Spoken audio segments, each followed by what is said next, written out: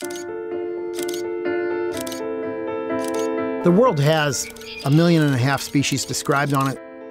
We tend to give all the publicity to the tigers and the gorillas and the giant pandas. But who cares about the minnow or the sparrow or the toad? I do. My name's Joel Saratori. I'm a photographer and fellow of National Geographic Society and founder of the Photo Ark. The Photo Ark is my 30-year effort to document every species in captivity around the world.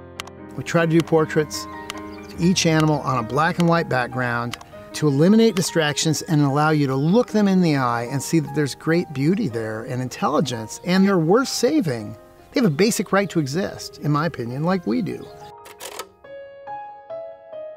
30 or 40% of the amphibians could go away in the next 50 years, and a lot of the insects are already going away. We need those animals to survive. 1 in 3 bites of food we eat comes from an insect, comes from a pollinator. So it's just critically important that people pay attention. And as a photographer, I didn't know what else to do.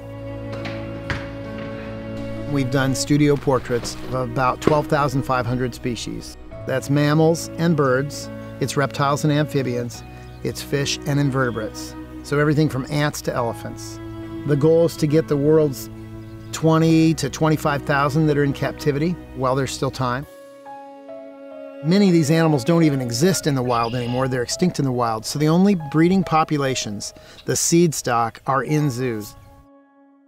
Beyond that, zoos are a great way for people to stay connected to nature.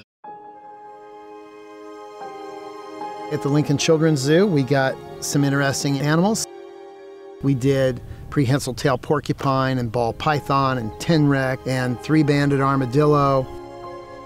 But to see these animals actually alive and thriving and looking at the camera and thinking, this is a big deal. And it's not done very often with smaller creatures.